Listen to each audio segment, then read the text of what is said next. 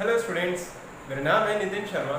स्वागत है आप सभी का मेरे इस यूट्यूब चैनल पे जिसका नाम है डीसी क्लासेस। सो गाइस, आज हम जिस चैप्टर के बारे में बात करने वाले हैं उसका नाम है स्ट्रक्चर ऑफ एटम।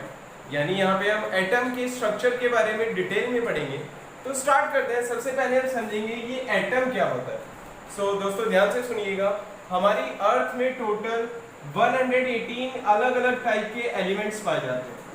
ठीक है, अब ये एलिमेंट्स जैसे हमारा सिल्वर हो गया, गोल्ड हो गया, सोडियम, मैग्नीशियम, एल्यूमिनियम, तो ऐसे हमारी धरती में 118 टाइप के एलिमेंट्स पाए जाते हैं। अब दोस्तों ये जितने भी अलग अलग एलिमेंट्स होते हैं, फॉर एग्जांपल जैसे आपने सोने का एक सिक्का ले लिया, तो ये जो एक सिक्का है ये जिन छोटे छोटे पार्टिकल से मिलके बना है उसे हम बोलते हैं एटम। ठीक है, तो यहाँ पे बेसिकली आप बस इतना याद रखिएगा कि एटम क्या होता है, एक ऐसा स्मॉलेस्ट पार्टिकल जिनसे जुड़ जुड़ के ऐसा पूरा एक एलिमेंट बनता है। अब बच्चों, ये जो हमारे 118 एलिमेंट्स होते हैं, हर एलिमेंट हमें यहाँ तक अभी तक ये क्लियर हो गया है कि ये जितने भी एलिमेंट्स हैं ये सभी एटम से मिलके बने हैं।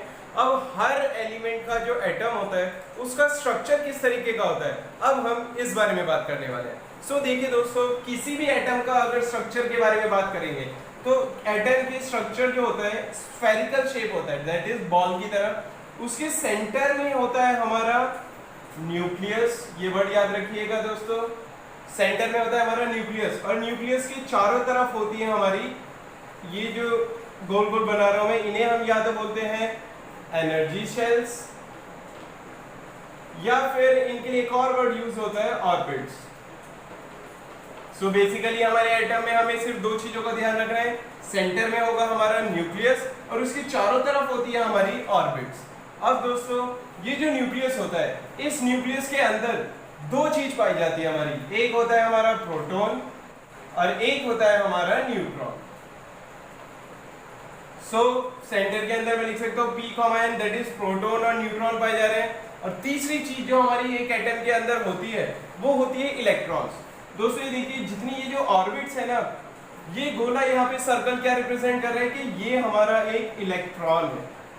सो यहाँ मैं स्ट्रक्चर से बोल सकता हूँ कि ऑर्बिट्स में हमारे क्या होते हैं इलेक्ट्रॉन, और सेंटर में जो न्यूक्लियस होता है उसके अंदर होते हैं हमारे प्रोटॉन एंड न्यूट्रॉन। और दोस्तों ये जो इलेक्ट्रॉन्स होते हैं ये इस ऑर्बिट में कंटिन्यूअसली रिवॉल्व करते रहते हैं, गोल गोल कंटिन्यूअसली घूमते रहेंगे। सो बेसिकली आपको किसी भी एटम के स्ट्रक्चर अगर आपसे पूछा जाए किस तरीके का होता है, तो आप बस ये बोल सकते हैं कि एटम के सेंटर में होता है हमारा न्यूक्लियस जिसके अंदर प्रोटॉन और न्यूट्रॉन पाए जाते हैं, और उस न्यूक्लियस की चारों तरफ होती है हमारी ऑर्बिट्स, या फिर हम एनर्जी शेल्स बोलते हैं। इन एनर्जी शेल्स के अंदर या ऑर्बिट्स के अंदर हमारे इलेक्ट्रॉन्स होते हैं जो ऑर्बिट्स में कंटिन्यूअसली रिवॉल्व करते रहते हैं। किसके चारों तरफ रिवॉल्व कर रहे हैं? न्यूक्लियस के चारों तरफ। तो ये हमेशा याद रखिएगा। क्लियर है दोस्तों? तो ये था हमारा बेसिक आइडिया कि स्ट्रक्चर किसी भी एटम का किस तरीके का होता है। ऑलराइट बच्चों, अब हम बात करेंगे कि ये जो प्रोटॉन, न्यूट्रॉन और इलेक्ट्रॉन्स होते हैं इनका मास क्या होता है और इनका चार्ज कितना होता है। सो ध्यान से देखिएगा, ये जो हमारा प्रोटॉन होता है इसका जो हमारा चार्ज होता है वो होता है 1.6 × 10⁻⁻19 कूलम। ये कूलम के लिए आप सिंबल यहाँ पे कैपिटल C यूज कर सकते हैं। सो ये वैल्यू याद रखिएगा, बहुत काम आने वाली है। दैट इज 1.6 × 10⁻⁻19 कैपिटल C और कूलम। उसी तरीके से प्रोटॉन का जो हमारा मास होता है वो होता है 1.67 × 10⁻⁻27 किलोग्राम। क्लियर है बच्चों? एंड सिमिलरली ये जो हमारा इलेक्ट्रॉन होता है, इलेक्ट्रॉन का चार्ज होता है हमारा -1.6 × 10⁻⁻19 कूलम। सो इन दोनों में देखिए मैग्नीट्यूड दोनों का सेम है। बस याद रखने वाली बात क्या है, जो इलेक्ट्रॉन है वो नेगेटिव चार्ज होता है और जो प्रोटॉन है वो हमारा पॉजिटिव चार्ज होता है। अब इलेक्ट्रॉन का मास होता है बच्चों हमारा 9.1 × 10⁻31 किलोग्राम। ये हो गया हमारा किसी भी इलेक्ट्रॉन का मास कितना होता है। ये हम एक प्रोटॉन और एक इलेक्ट्रॉन की बात कर रहे हैं। सिमिलरली लास्ट आता है हमारा दोस्तों न्यूट्रॉन। न्यूट्रॉन जो होता है वो होता है हमारा न्यूट्रल। न्यूट्रल मतलब उसमें कोई चार्ज नहीं होता, तो या फिर मैं इसके लिए 0 कूलम चार्ज भी बोल सकता हूँ। 0 मतलब इसमें कोई चार्ज नहीं है। अब जब इसका मास की बात करेंगे तो इसका मास भी हमारा होता है 1.67 × 10⁻⁻27 किलोग्राम।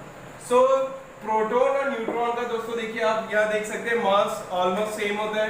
एंड सिमिलरली प्रोटॉन और इलेक्ट्रॉन का चार्ज सेम होता है। वह यहाँ पे डिफरेंस क्या है कि प्रोटॉन जो होता है वो हमारा पॉजिटिवली चार्ज है एंड इलेक्ट्रॉन हमारा नेगेटिवली चार्ज है। अब दोस्तों ये जो मास और चार्ज है तीनों का, प्रोटॉन, इलेक्ट्रॉन और न्यूट्रॉन का, ये याद रखिएगा आप, क्योंकि ये आपका क्लास 12 तक काम आने वाला है। क्लियर है दोस्तों? अब आगे बढ़ते हैं इसी के साथ। ऑलराइट बच्चों, अब नेक्स्ट टॉपिक जो हम यहाँ पे देखने वाले हैं वो है इलेक्ट्रॉनिक कॉन्फ़िगरेशन। इलेक्ट्रॉनिक कॉन्फ़िगरेशन में हम क्या देखेंगे कि याद है दोस्तों, मैंने आपको जब स्ट्रक्चर ऑफ एटम अभी बता रहा था तो मैंने आपको बताया था कि न्यूक्लियस के चारों तरफ हमारी ऑर्बिट्स होती है और उन ऑर्बिट्स के अंदर हमारे होते हैं इलेक्ट्रॉन। सो किस ऑर्बिट में कितने इलेक्ट्रॉन आ सकते हैं वही हम इस टॉपिक में बात करने वाले हैं इलेक्ट्रॉनिक कॉन्फ़िगरेशन में। मतलब कि किसी भी स्ट्रक्चर में कितने इलेक्ट्रॉन हम फिल कर सकते हैं और किस हिसाब से, उस बारे में बात करेंगे। सो दोस्तों ध्यान से देखिएगा, ये सेंटर में हमेशा होगा हमारा न्यूक्लियस। इसके बाद ये जो पहली ऑर्बिट बनाई इसे हम बोलते हैं के ऑर्बिट। ये वर्ड याद रखिएगा दोस्तों, पहली ऑर्बिट के लिए हम यहाँ पे यूज करने वाले हैं के। देन सेकंड जो ऑर्बिट होती है उसके लिए हम यहाँ पे वर्ड यूज करेंगे एल। सिमिलरली थर्ड ऑर्बिट के लिए हम यहाँ पे यूज करेंगे एम।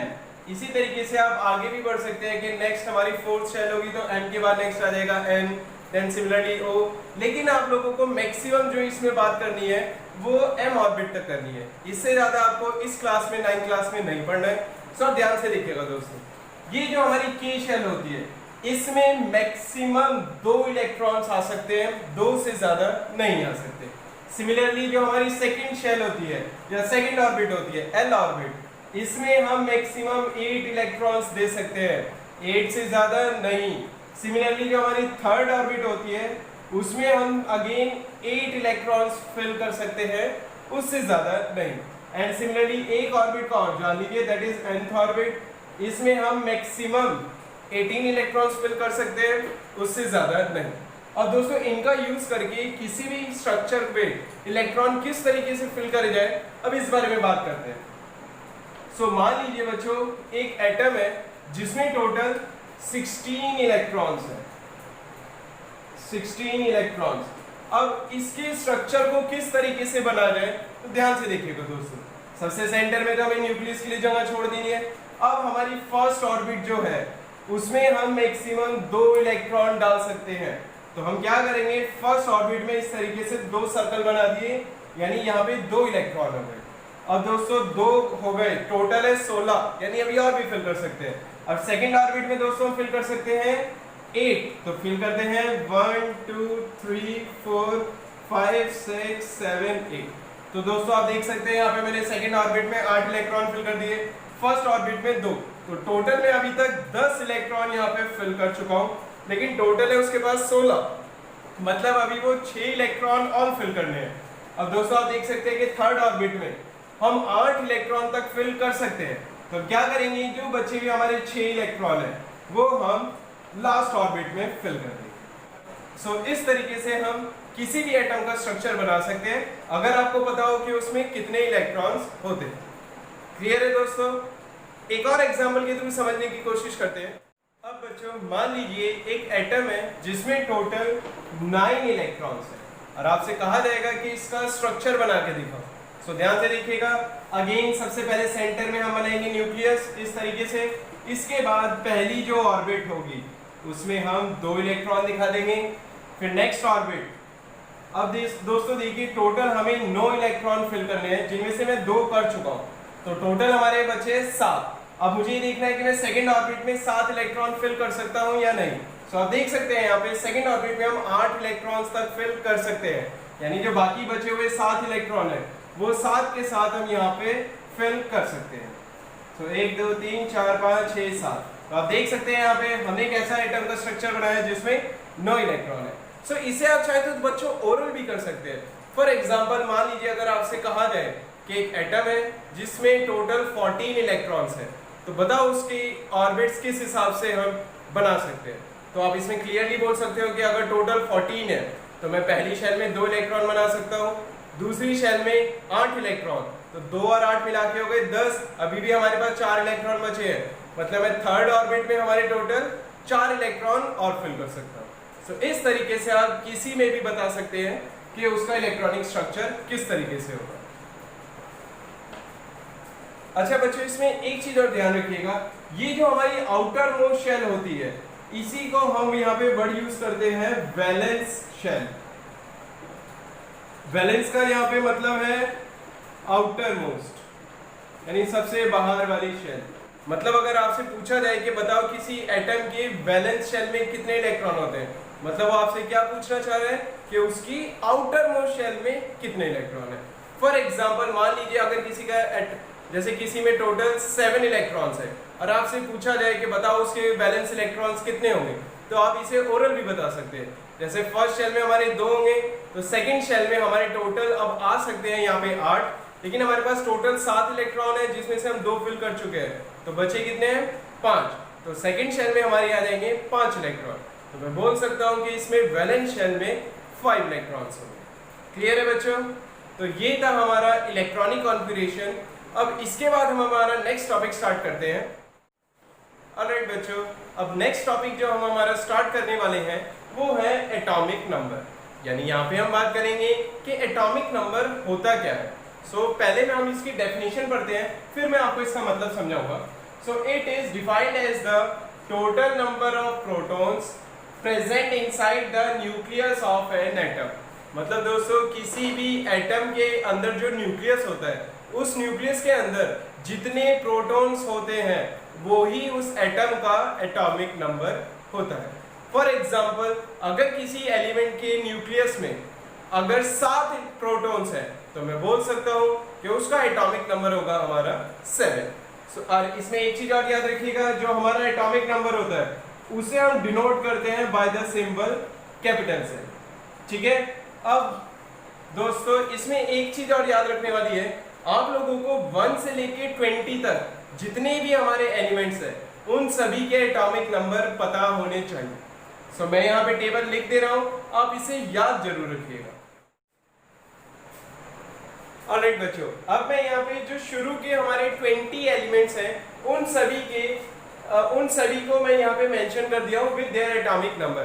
जैसे आप देख सकते हैं, नंबर 1 पे होता है हमारा हाइड्रोजन जिसका सिंबल होता है कैपिटल H। ऐसे ही सेकंड नंबर पे होता है हीलियम जिसका सिंबल होता है कैपिटल HE। अच्छा दोस्तों, सिंबल के लिए हमेशा याद रखिएगा फर्स्ट लेटर हमेशा कैपिटल होगा और उसके बाद अगर सेकंड लेटर आता है तो वो हमेशा स्मॉल लेटर में लिखा जाएगा। इस तरीके से हमारे टोटल ये 20 एलिमेंट्स आप लोगों को याद होने चाहिए। क्लियर है दोस्तों? मैं आप लोगों को एक बार सीरीज में बोल दे रहा हूँ, that is hydrogen, helium, lithium, beryllium, boron, carbon, nitrogen, oxygen, fluorine, neon, sodium, magnesium, aluminium, silicon, phosphorus, sulphur, chlorine, argon, potassium and calcium. तो दोस्तों, ये मैंने स्टार्टिंग के 20 नंबर्स के एटॉमिक नंबर यहाँ पे मेंशन कर दिए विद देयर नेम। ये आप लोगों को बाय हार्ट याद होने चाहिए, क्योंकि इसी के बेसिस पे आप आगे के क्वेश्चंस सॉल्व कर पाएंगे। क्लियर है दोस्तों?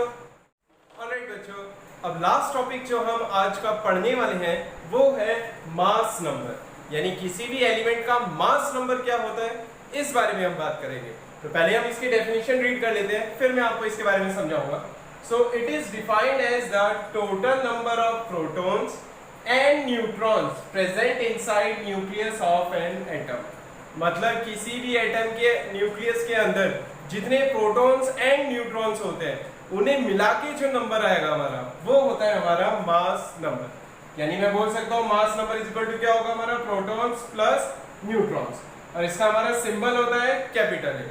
दोस्तों, अगर मान लीजिए कि किसी एटम के न्यूक्लियस में अगर 12 प्रोटॉन्स हैं और मान लीजिए 13 न्यूट्रॉन्स हैं और आपसे पूछा जाए कि बताओ उसका मास नंबर क्या होगा, तो मैं सिंपली क्या करूंगा, प्रोटॉन्स और न्यूट्रॉन्स को प्लस करूंगा और जो भी नंबर आएगा that will be the mass number of that atom. Clear है बच्चों? तो आज के लिए हम इतना ही रखते हैं, बाकी हम हमारा कंटिन्यू करेंगे इसी को हमारी नेक्स्ट वीडियो में। दोस्तों, ये मैंने जितना भी पढ़ाया है इस पे बेस क्वेश्चन जरूर प्रैक्टिस करके देखिएगा, और अगर आप लोगों को कोई डाउट आता है तो प्लीज आप लोग मुझे नीचे कमेंट में नीचे मेंशन कर सकते हैं, मैं आपके डाउट जरूर क्लियर करूंगा। थैंक यू दोस्तों।